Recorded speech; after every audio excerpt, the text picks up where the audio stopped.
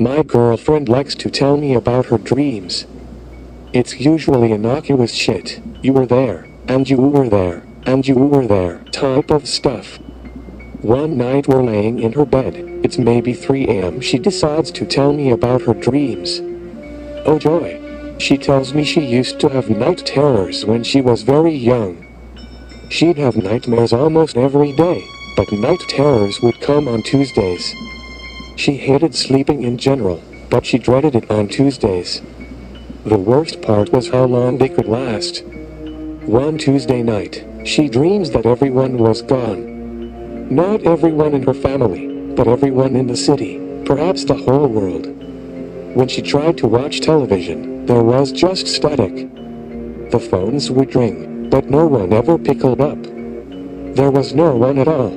For days, it seemed, she wandered in this empty city, devoid of life, of movement, of sound.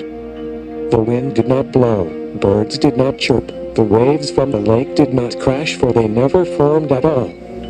The sun would not set, there was only a constant, bright midday sun. The passing of the days was felt, not seen. Perhaps a week had passed before she noticed that something was off.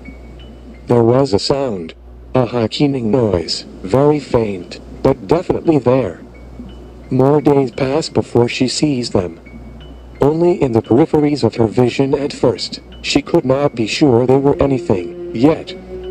More days go by. Now she knows they are there. Just on the horizon are what look like people. They are still too far away for her to make out any details, but she notices that the keening sound has gotten louder. With every passing day they get closer. And so does the sound. Before long, the sound is very close, like an ever louder tinnitus, a constant, unbearable ringing in the ears. That's not the worst part. Continued. They are closer, too. She realized that the people hadn't gone forever. They were coming back, slowly. But they weren't the same. They no longer exactly resembled humans. They were tall, not just because she was so young, perhaps 5 years old at the time, but taller than any human could be. Perhaps in the range of 10 feet. They had no faces, but only a large, gaping hole. It was from this hole that the sound came from. It was obvious to her that they wanted to hurt her, that she was vastly outnumbered, and that they were surrounding her. No matter where she turned, she could see them, a circle radius around her. Every day, that circle closed in. She could never see them moving. One moment they were a certain distance away, and the next, that distance was shorter. There was nothing she could do, no prospect of running away. A sea of gaunt, cavernous faces, in their tens of thousands. Towering above her, forcing her to curl into a ball on the ground, trying in vain to shut the scream of 1,000 banshees from her head. Then she woke up.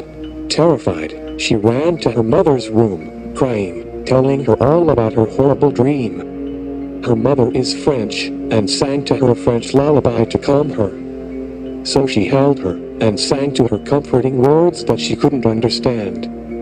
She looked up to her mother's face, and found nothing but a gaping, black hole, and her song became a terrible keening wail. She woke up again. This time too terrified to find her mother, terrified that her mother might find her and turn into one of them. It was now close to 3:48 and we were still laying in her bed. I had no idea that she used to suffer from night terrors. The thought that a child could even dream up something like that was unnerving to me. That she would have to put up with dreams like that every week was worse. Eventually, we both fell to sleep, and luckily, we slept peacefully, with no dreams at all.